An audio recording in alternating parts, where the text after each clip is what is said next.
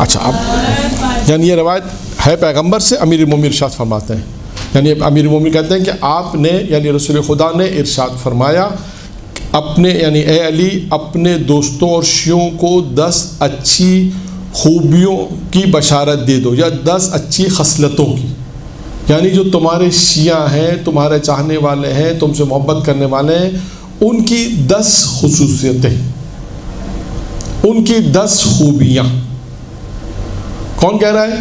پیغمبر کہہ رہے ہیں علی سے کہ علی تم اپنے چاہنے والوں کو، اپنے شیعوں کو جو تم سے محبت کرتے ہیں، یہ خوشخبری دے دو۔ تو علی علیہ السلام نے فرمایا، پھر علی علیہ السلام نے کہا مجھ سے پیغمبر نے نقل کیا، اب علی ارشاد فرماتے ہیں کیا کہا؟ پہلی چیز کہا کہ علی انہیں خوشخبری دے دو۔ کس چیز کی خوشخبری دے دو؟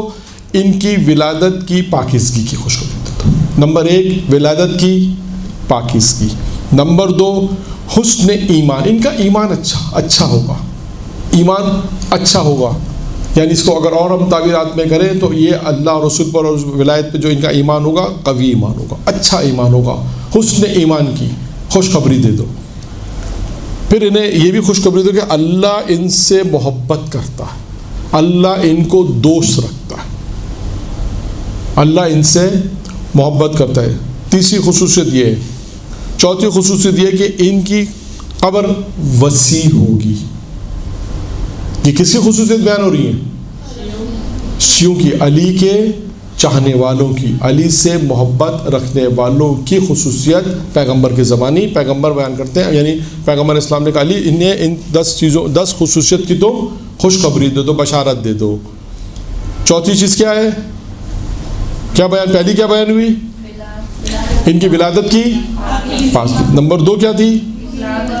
ان کے حسن ایمان کی۔ تیسرا اللہ ان سے محبت کرے گا۔ چوتھی کیا تھی؟ ان کی قبر وسیع ہوگی، قبر وسعت رکھتی ہوگی۔ پھر اس کے بعد کا 5ویں صفت کیا ہوگی؟ نور ان کے آگے آگے چلے گا۔ جو نور ہوگا وہ کیا ہوگا؟ ان کے آگے آگے چلے گا۔ پھر اس کے بعد 6ٹھی صفت، فخر کو ان کی آنکھوں سے نکال دیا جائے گا اور ان کے دلوں کو بے نیاز کر دیا جائے گا۔ دیکھیں پہلا آ گیا تھا فخر اور ناداری کے لیے، ابھی آج ہی ہم نے پڑھا، یہاں پر بھی آیا ہے کہ فخر کو یعنی غربت کو ان کی آنکھوں سے، فخر کو ان کی آنکھوں سے نکال دے گا اور ان کے دلوں کو بے نیاز کر دے گا۔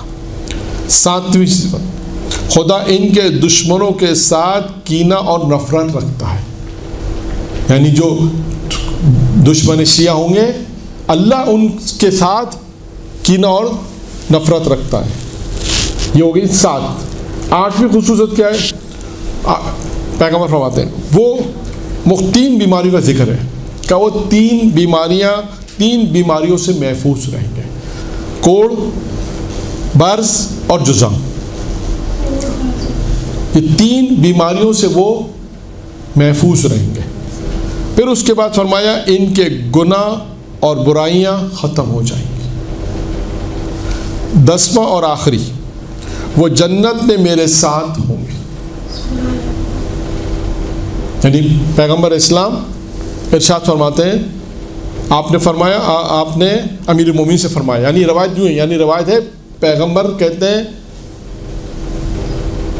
پیغمبر نے یعنی روایت پیغمبر بیان کرتے ہیں کہ اے علی میں 10 چیزیں تمہیں بیان کر رہا ہوں، یہ 10 چیزیں تم اپنے شیعوں کو بشارت دے دو۔ روایت اس طرح سے یعنی یوں ہے، یعنی امیر المومنین بیان نہیں کر رہے، بیان کون کر رہا ہے؟ رسول خدا۔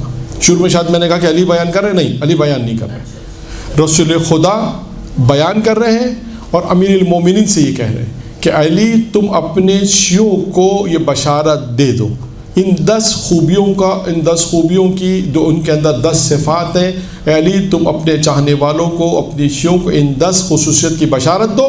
اس کے بعد پیغمبر اسلام نے ایک ایک کر کے امیر المومنین کے سامنے 10 خصوصیات کو بیان کی۔ وآخر دعوانا الحمدللہ رب العالمین۔